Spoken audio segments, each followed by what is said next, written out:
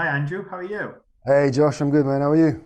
Yeah, good, thank you. And thank you so much for taking the time to talk about the film today. Oh no, my pleasure. Thanks for joining us. Yeah, Well, I know with this iteration of Storm Shadow, unlike some of the ones we've seen in films in the past, he does get a backstory and thankfully gets a personality. So I was wondering for you, was that an important part of this film when you signed up that you would get to portray more than just a guy in a badass suit? yeah. I mean, that was very much something going into it because I was quite. I'm not too on the quest to become famous and all that stuff or whatever, just to be in a big film. So it was very much something I had discussions with Robert, and it's important for me playing a Japanese. I'm half Japanese, playing a Japanese character to do it right. And to do it in a way which I would want a younger version of myself be proud and happy to see. So yeah, it was definitely, and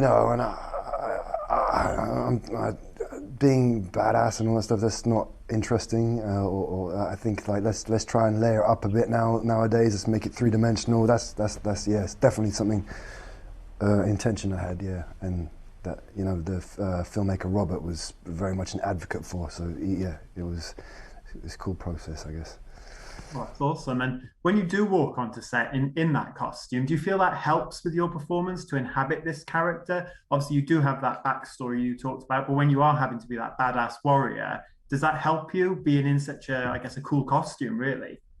Yeah, I think yeah, if you're being in those in any different kind of costume informs how the character moves, and those are his clothes. It's not a costume to him, it's his clothes. So to find how you move, find how you feel, and that yeah, it's definitely it informs, just like how the fighting informs the psychology of the character, like the clothes can like inform yeah who he is as well. Yeah.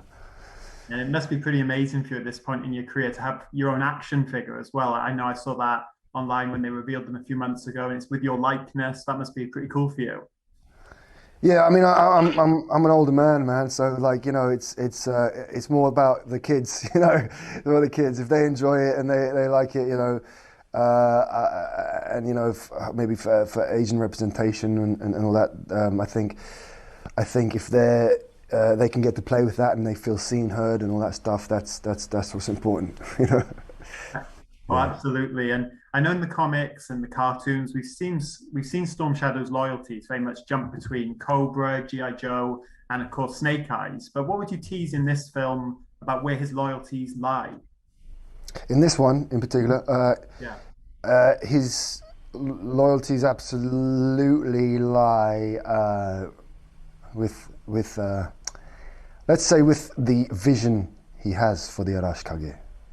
That's a bit of a tease. It's you could interpret that in how you want. Awesome. Yeah. And of course, there's been a lot of different iterations of the character, as I said, whether it be in toys, cartoons, or comics. But were any of those particularly helpful to you in terms of research, or did what you have in the script really just inform what you brought to the screen? No, the early the drafts of the script are very different to the thing that we've ended up making, I guess. So for me, it was talking to the fans, and obviously one fan in particular that who was a Storm Shadow fanatic, and because yeah, you got different iterations. I think with these kind of franchise kind of things, there's different reincarnations, iterations of these characters, and they update it and for modern times, etc. Um, and because it was just essentially trying to find out the spirit and the essence of the character, which you get a sense of when you talk to the fans, and talk to, and I think that was the informing point. And once I got that was the hook. Then you add the other research and prep that you do into it, and then you try and hope that they like it, that the fans are happy first. Yeah. Yeah, and talking of the fans, of course, this is a film they are going to be able to see on the big screen now with the way things have started reopening. So, are there any particular action sequences or anything you were involved in that you're excited for them to see in that big screen experience? No, I'm just, we made this film 2 years ago, and in a very different world pre-COVID, and so it's been a tough year, for many people. And I think the main thing I hope is people will enjoy get a bit of escapism, a bit of fun, be taken to this, fun world, and just away from the harshness of real life, just for at least, a couple of hours. That's my main Yeah. hope. Yeah. And one final question for you.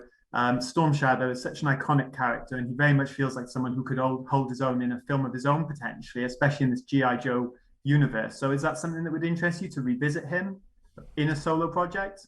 Yeah. I would. I mean, yeah, absolutely. Yeah, I think it's a lot to explore with that. It'd be cool if it was a Snake Eyes film, Storm Shadow film, and then like a finale film where they clash together. I don't know. But yeah, yeah, who knows, man?